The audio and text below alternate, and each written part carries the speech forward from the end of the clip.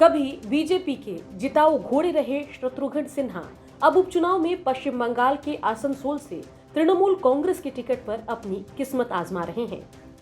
बिहारी बाबू के नाम से मशहूर शत्रुघ्न सिन्हा सियासत में पिछले कुछ समय से खामोश ही चल रहे हैं।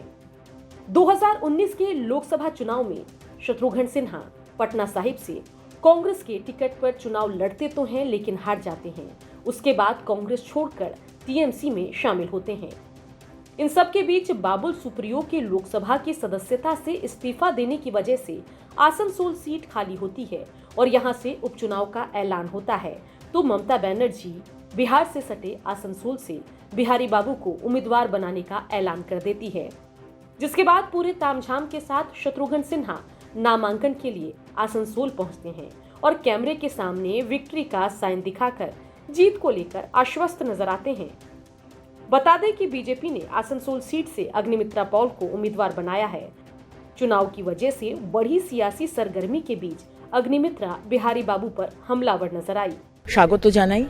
বলিউডে তার যে কন্ট্রিবিউশন তার জন্য তাকে আমি সম্মান করি, কিন্তু আসানসোলে উনি কিছু করতে পারবেন না। উনি এসেই খামোশ বলছেন। আমরা এই খামোশ শুনেই বড় হয়েছি যদিও বা, কিন্তু আজকে সত্যি আজকে যে গণতন্ত্রকে পিষে দেওয়া হচ্ছে, যে ঘটনাটা বললাম। এবং बेशक अग्निमित्रा बिहारी बाबू के खामोश डायलॉग का इस्तेमाल करके उन पर निशाना साध रही है, लेकिन टीएमसी के टिकट पर शत्रुघ्न सिन्हा की आसनसोल सीट से जीत की दावेदारी मजबूत मानी जा रही है।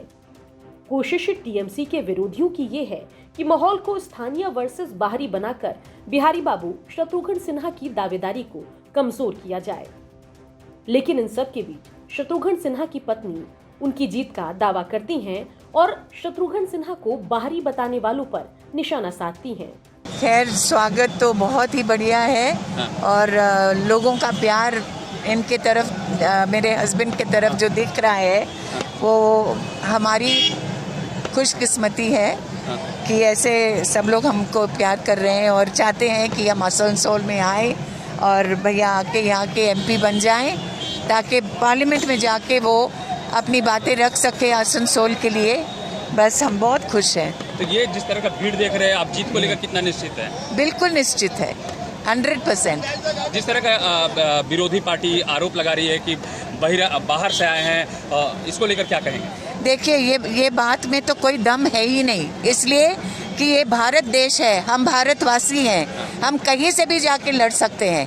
हमारे प्रधानमंत्री खुद गुजरात के हैं और वो बनारस जाके लड़ते हैं, तो आप सोचिए कि हम क्यों नहीं लड़ सकते हैं फिर। खैर, आसनसोल से जीत कौन दर्ज करता है ये तो नतीजों के साथ ही तय हो जाएगा। लेकिन इन सब के बीच बिहारी बाबू के आसनसोल से चुनावी मैदान में उतरने की वजह से बिहारियों की दिलचस्पी आसनसोल सीट के उपचुनाव में बढ़ गई है। बिहार तक भी आपको आसनसोल सीट से जुड़े अपडेट आगे भी दिखाता रहेगा। ब्यूरो रिपोर्ट, बिहार तक।